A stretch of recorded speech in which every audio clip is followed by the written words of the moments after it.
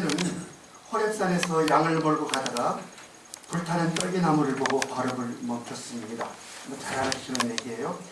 이 불타는 떨기 가운데서 하나님을 만나고 이집트에서 고생하는 내 백성을 해방하라 하는 위대한 사명을 받습니다.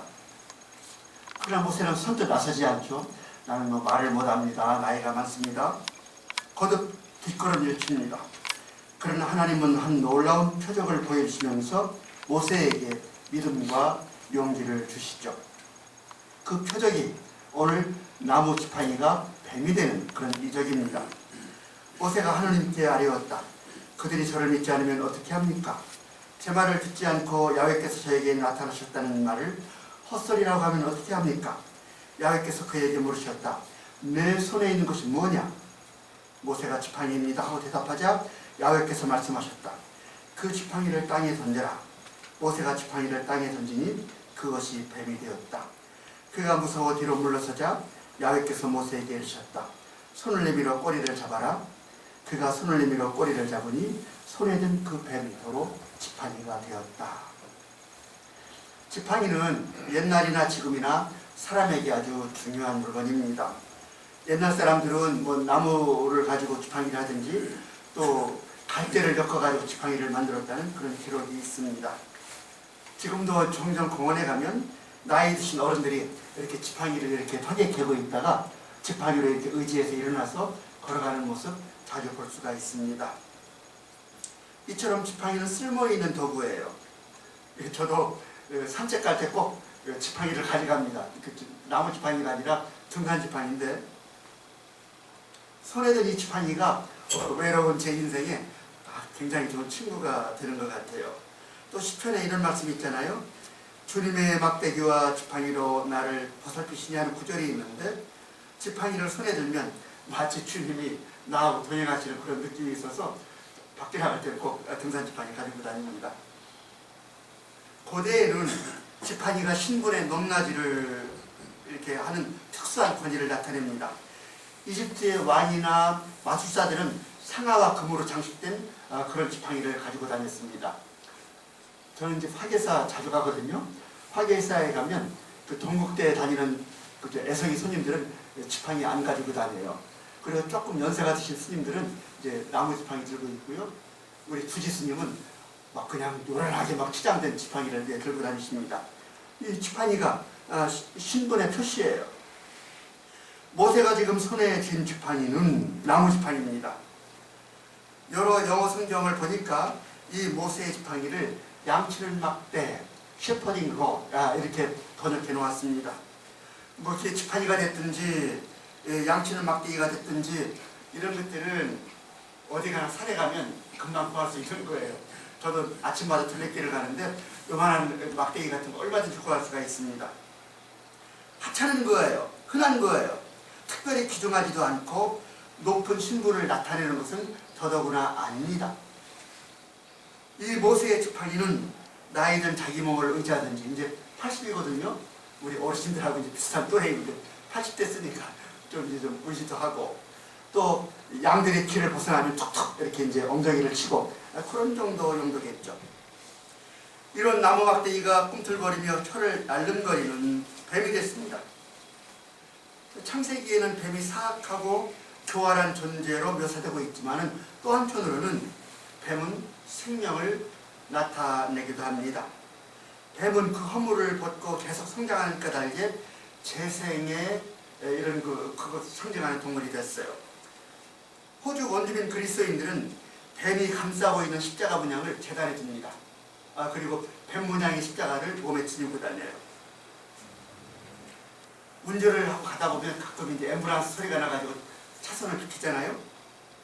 이 앰뷸런스에 그려진 문양은 성서의 모세의 지팡이에서 유래한 그런 문양입니다. 한날 하나님이 광야에서 늘 고향만 하는 괘씸한 백성들을 벌주려고 뱀을 보냈어요. 그래가지고 다 물려 죽었습니다. 이때 모세가 하나님께 용서를 구하며 장대를 높이 세우고 꼭대기에다 뱀을 걸어놨죠. 누구든지 그 장대에 걸린 뱀을 올려다보면 다 나왔다는 그런 설화가 있습니다. 바로 거기서부터 오늘날 앰뷸런스의 문양이 탄생한 것입니다. 또한 뱀은 신화의 세계에서 지혜의 동물입니다. 창세기 설화에서도 뱀이 이제 말을 하고 아담과 이브를 유혹하잖아요. 뱀이 선악과를 먹으라고 사람을 꼬드깁니다. 그리스 신화에는 헤르메스 신이 나오는데 이 헤르메스는 뱀 형상의 지팡이를 가지고 다닙니다. 바로 헤르메스가 지혜의 신입니다. 전령의 역할을 하고 있는 거예요.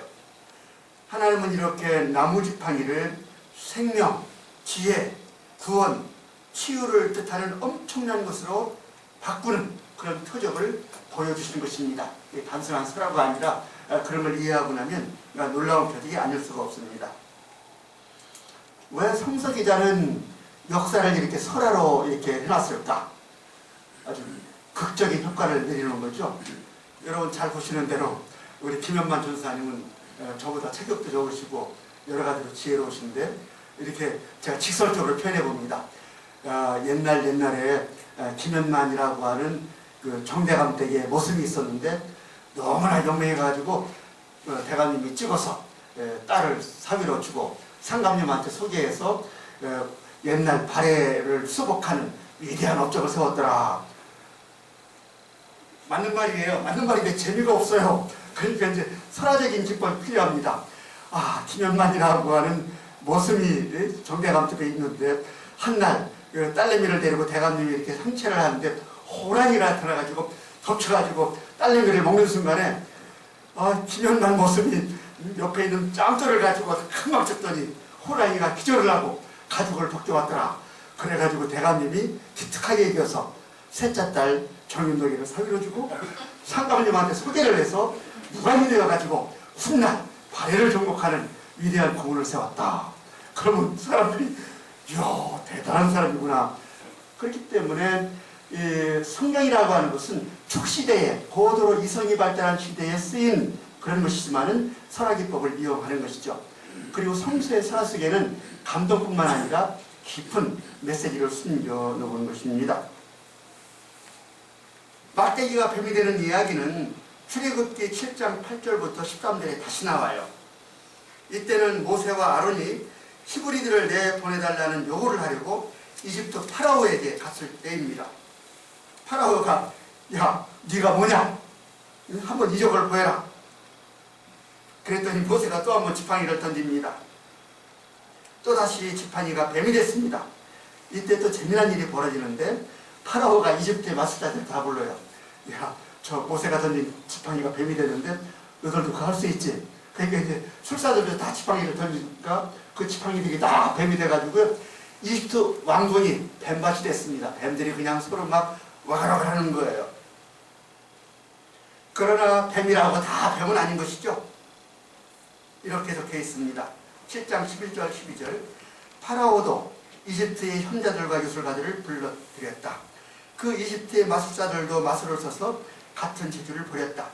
그들이 저마다 지팡이를 던지자 지팡이들도 모두 뱀이 되어 뜬 것이다. 그런데 아론의 지팡이가 그들의 지팡이를 모조리 삼켜버렸다. 이렇게 되어 있습니다.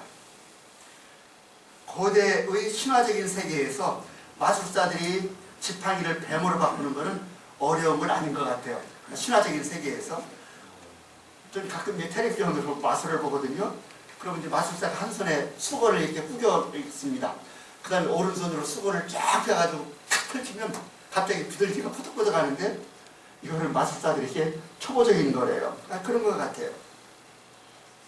마술사들이 던진 지팡이들도 다 뱀이 됐습니다. 그러나 모세의 지팡이가 된 뱀이 파라오를 대신하여 마술사들이 만든 뱀들을 다 잡아 삼켜버렸습니다. 모세를 대표하는 지팡이는 하찮은 나무 막대기예요. 양치기 막대에 불과해요. 반면에 파라오를 대표하는 마술사 곧 고대의 사제들의 지팡이는 금이나 상아로 장식된 아주 높은 권력을 상징하는 그런 어마어마한 지팡이입니다. 그런데 나무 막대기 지팡이 뱀이 금지팡이 뱀들을 다 잡아 삼켜버린 것입니다. 이 장면에서 우리는 저 권력자 파라오가 늙은이 모세에게 패배하리라고 하는 문학적인 암시를 받는 것이죠. 모세의 나무 지팡이는 파라오를 삼키는 어마어마한 능력 있는 뱀이 됐습니다. 이 나무 막대기의 능력 이 정도로 끝나지 않습니다. 바로 이 막대 지팡이가 불의하고 악한 이집트를 심판하는 힘을 발휘합니다. 내뻗을 때마다 재앙이 이어집니다. 내뻗기만 해도 홍해가 갈라지고 바위에서 샘이 터집니다. 모세의 뱀이 파라오의 뱀들을 잡아먹는 이야기에 이어서 출애굽기 7장 10절부터는 이집트를 심판하는 10가지 재앙이 나오죠. 그리고 이때 지팡이가 또 결정적인 역할을 하는 거예요. 7장 15절을 보면 모세가 뱀으로 변했던 그 지팡이를 들고 강물을 탁 치니까 모든 강의 물이 마실 수 없는 피가 됩니다. 개구리가 온 천지에 울거립니다. 지팡이를 뻗으니까 진드기들이 이집트 사람들의 몸에 붙어가지고 온 몸을 괴롭힙니다. 우박이 쏟아져서 모든 작물이 쑥대밭이 됩니다. 나무막대가 뱀이 됐다는 이야기, 이집트를 심판하는 놀라운 능력을 발휘했다는 이야기, 내뻗으니까 바다가 갈라졌다는 이야기. 분명 성서의 기자는 지팡이가 뱀이 되는 설화 이야기 안에다 놀라운 하나님의 역사를 숨겨 담아놓은 것입니다. 무엇보다 나무막대기라고 하는 아주 하찮은 도구에다가 어떤 날카롭고 깊은 것을 숨겨 담아놓은 것입니다. 그게 뭘까? 이것이 오늘 성서가 우리에게 전하려고 하는 핵심적인 메시지입니다. 나무막대가 뱀이 된 이야기 안에는 일단 모세의 자기 이해가 담겨있다 이렇게 생각을 해봅니다. 한때 모세는 이집트 궁정에서 왕자처럼 살았습니다. 그리고 청년 때는 뜨거운 혁명의 피가 끓어서 동족을 괴롭히는 이집트 감독관을 때려 죽인 일도 있습니다. 그러나 지금 불타는 떨기에서 하나님을 만나고 부르심을 받는 때는 나이가 이미 80이에요. 우리 어르신들 나이에요. 80이에요. 적막한 광야에서 숨어 사는 노인네예요. 웃는 자예요. 늙었습니다. 기력은 쇠했습니다. 이제 열정은 식었습니다. 아무런 쓸모없는 하찮은 나무막대 같은 존재가 이제 80 노인의 모세예요. 그런데 하나님은 이런 모세를 들어서 파라오를 치는 놀라운 능력을 주어서 백성을 구출하는 해방자로 삼겠다고 지금 야훼가 나선 거예요. 상상을 펼쳐봅니다. 자기가 죽어있는 나무막대기, 자기처럼 그런 것, 그것이 뱀이 되는 것을 보고서 모세는 말도 못하게 놀랐을 것입니다. 그리고 저는 깨달았다고 생각을 합니다. 저 떨기나무 불꽃 속에 나타난 야훼라고 하는 신은 이런 나무막대기 같은 작고 하찮고 쓸모없어 보이는 것을 통해서 역사하는구나. 저 야훼라고 하는 신, 떨기나무 신이구나.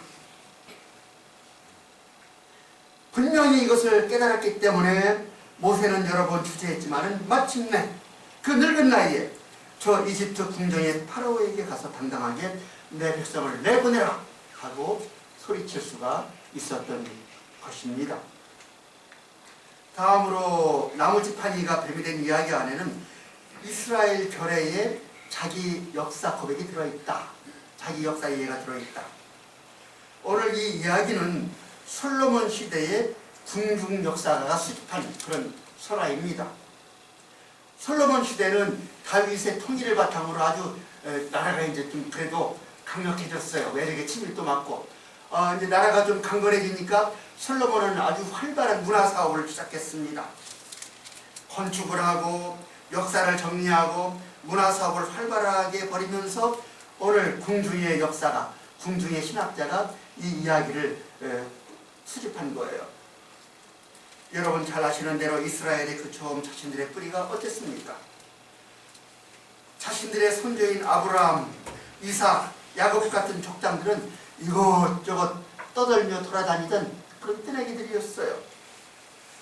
그리고 자신들의 선조들은 히브리라고 하는 명칭으로 불렸습니다. 히브리라고 하는 말은 후대에 이스라엘 나라를 가리키는 말이 되기는 했지만은 원래는 특정한 절의 이름이 아니었습니다. 이 히브리라고 하는 말은 핫비루라고 하는 고대 근동 언어에서 온 것인데 이 하피루는 일정한 곳에 안주할 수 없는 사람들, 쫓겨나거나 살 수 없어서 도망하여 떠돌이가 되거나 용병이 되거나 노예살이를 하거나 때로는 먹고 살 게 없어서 비적질을 하며 살아가는 그런 사회계층을 일컫는 말이 하피루, 히브리예요. 바로 그런 사람들이 이스라엘의 선조입니다. 이스라엘은 바로 이런 계층의 사람들로서 평생 떠돌며 살 수밖에 없는 사람들의 후손이라고 하는 겁니다. 그야말로 아무짝에 쓸모가 없고 가치도 없고 이런 나무막대와 다를 바 없는 무리들의 후예들인 자신들을 택해서 야훼가 오늘날 이렇게 먹고 살게 하고 성전을 짓게 하고 성벽을 만들고 영광스럽게 자기 백성으로 삼아 드높이시고 강대한 나라를 이루어줬다고 하는 그런 역사 고백도 들어있는 것입니다. 곧 이스라엘의 놀라운 역사 고백을 이 설화를 통해서 그 안에 담겨놓은 거예요. 이 이야기의 원래 독자여 청중인 그 시대의 이스라엘 백성은 이 이야기를 들으며 깨달았을 것입니다. 보라! 야훼는 떠돌이 히브리 노예들을 들어서 오늘 이렇게 찬란한 나라를 이루셨다. 야훼는 나무막대기를 들어서 능력 있는 뱀으로 만든다. 이게 우리 야훼다. 우리가 이런 야훼 백성이다. 이제 시대를 넘어서 신약의 역사로 넘어가 봅니다. 히브리 노예들을 들어서 백성으로 삼으시고 큰 영광의 역사를 이루어 주신 하나님의 역사가 우리 주 예수 그리스도를 통해서도 같은 방식으로 이루어지고 있다는 거예요. 그렇기 때문에 구약과 신약이 동등하게 하나님의 말씀 성경이 된 것입니다. 예수 그리스도 우리의 주님이야말로 그 당시 나무막대기 같은 존재들, 곧 세리, 병자, 창기 등 모든 죄인으로 정죄받은 사람들을 들어서 새 존재로 하나님의 자녀로 부르십니다. 오늘 동독한 본문이 그거 아니에요? 그리고 새 존재가 된 그들을 통하여 새 이스라엘을 세우셨습니다. 저들을 복음의 사도로 삼아 곳곳에 하나님 나라 복음을 선포하게 하셨습니다. 저들에게 성령을 부어주어서 곳곳에서 상하고 쓰러진 생명을 치유하고 일으키게 하셨습니다. 예수께서 왕궁이 아니고 베들레헴 외양간에서 태어나서 여물통에 누워졌다는 이야기를 시작으로 해서 마지막에는 유대인에게나 헬라에게나 어리석으며 조롱거리인 십자가에 돌아가셨으나 하나님은 바로 그 예수를 다시 일으켜서 높이 들어 우주의 주권자로 삼으셨다는 증언이야말로 나무막대가 뱀이 되었다는 놀라운 하나님 나라 역사의 증거 중에 증거라고 할 수 있겠습니다. 사람들이 버린 돌을 들어서 건축자가 들어서 성전의 주돌로 삼는다는 말씀, 무심코 던진 겨자씨 한 알이 커다란 나무가 돼가지고 새들이 안식처 삼아 깃들인다고 하는 비유, 하나님은 세상에서 잘난 사람들과 학식 있다는 사람들을 내치려고 어리석고 보잘것없는 사람들을 택하셨다고 하는 초대교회의 자기 고백, 이 모든 이야기의 한가운데는 그렇구나, 하나님은 작고 보잘것없는 것을 택하셔서 당신의 엄청나고 놀라운 일을 이루어 가신구나 하는 지팡이가 뱀이 된 역사가 들어있는 것이죠. 그렇습니다. 세상의 나라는 옛날이나 지금이나 금지팡이, 상하지팡이를 가지고 있는 엄청난 사람들이 엄청난 일을 가지고 다스려갑니다. 나무막대 같은 모세가 불타는 떨기 가운데서 하나님을 만났을 때 세상은 스스로를 태양신이라고 하는 파라오가 절대 권세를 가지고 고대 금동의 세계를 다스리고 있었어요. 그러나 모세는 하나님의 영을 받자 능력 있는 뱀이 된 그 지팡이를 가지고 파라오의 뒤를 꺾고 파라오의 힘을 무력화시키고 파라오의 손에 의해서 히브리 노예들을 구출해내는 놀라운 해방의 역사를 펼쳐낸 것입니다.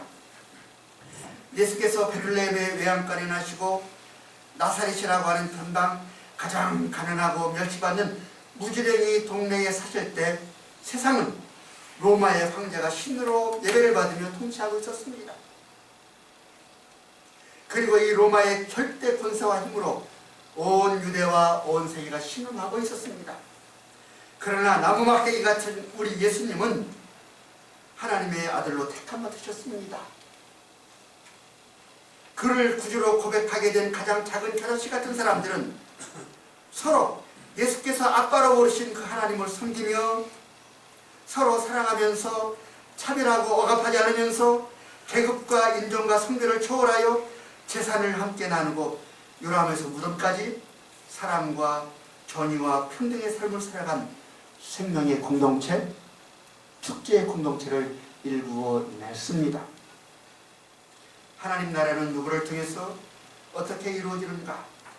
오늘 지팡이가 뱀이 되는 역사를 들으면서 우리는 세상과는 정반대로 이루어지는 하나님 나라를 깨닫게 되는 거예요. 뭉텅이돌을 벌어가지고 수백억 기부하는 재벌들이 있습니다. 무슨 홍수가 났다, 무슨 피해가 났다 할 때 어떤 무슨 기업의 회장님들이 10억, 20억 내는데요. 다 도둑질해서 번 돈 아니에요? 그런 것이 아니라 우리 예수님 말씀대로 지극히 작은 자에게 물 한 사발, 따뜻한 밥 한 그릇 대접하는 것, 바로 이것이 우리 주님을 대접하는 것이고 바로 이것이 생명세계를 살리는 길이다. 우리 돈 있는 사람들 아닙니다. 10억, 20억 내놓을 수 없어요. 그러나 짜장면 한 그릇 사주고 국밥 한 그릇 사주고 바로 이게 주님 대접이고 바로 이런 작은 행동들이 우리 지구촌에서 벌어질 때 모두가 살아난다. 내 인생은 왜 이렇게 작은가? 나는 왜 이렇게 모질한가? 저는 노래방 가본 적이 없는데 유행가 가사에 있잖아요. 그대 앞에만 서면 나는 왜 이렇게 작아지는가 하는 그런 노래가 있죠. 왜 이렇게 내가 작은가? 왜 이렇게 내가 모자란가? 이런 아픔, 이런 초라함 여러분 느껴보신 적 있습니까? 저야말로 나무막대 같은 하찮은 그 자체를 늘 뼈저리게 느끼며 살아갑니다.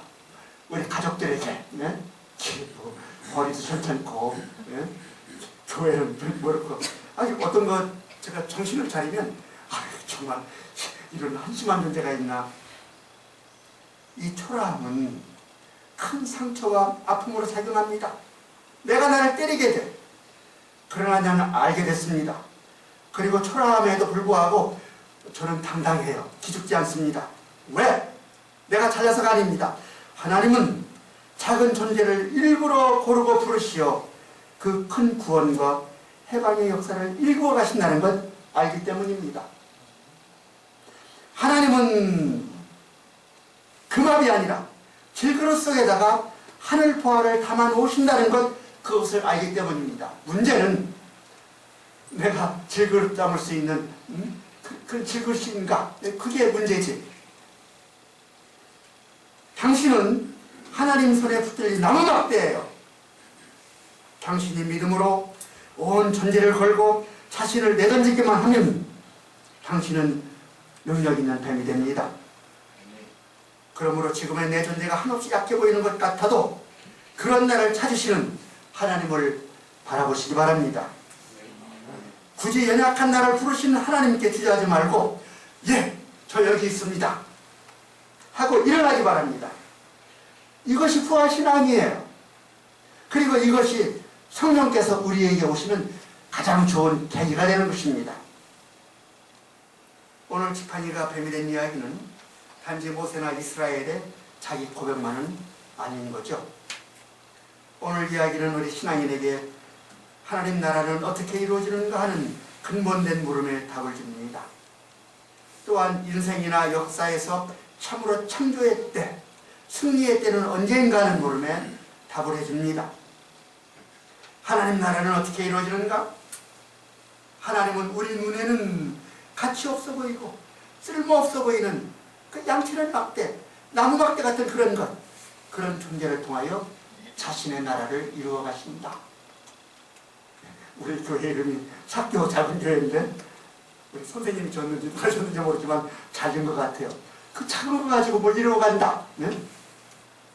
이 작은 내가 붙들려가지고 큰 힘을 발휘할 수 있느냐? 이건 우리 몫이지만은 아무튼 하나님의 역사는 그렇게 이루어진다.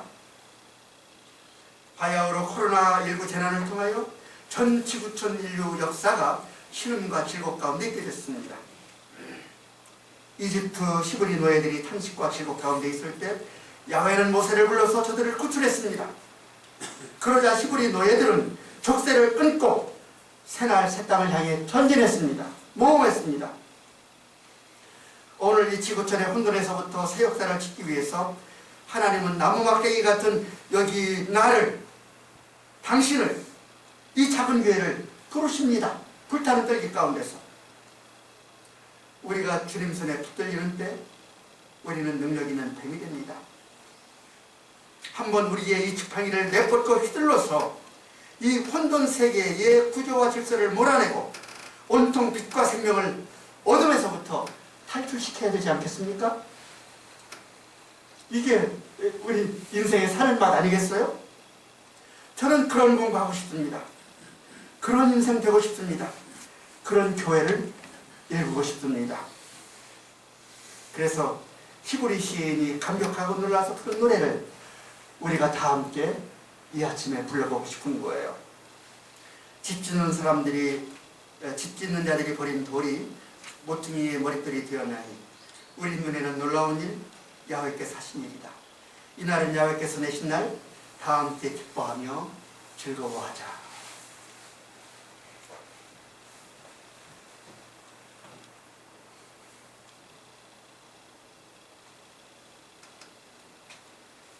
주 하나님, 오늘 이 지팡이가 뱀이 된 이야기에서 저희가 힘을 얻고 큰 소망을 봅니다. 주님, 이 자리에 계신 모세 또래의 어르신들이 새로이 생명의 불꽃을 일으킬 수 있도록 힘주시옵소서.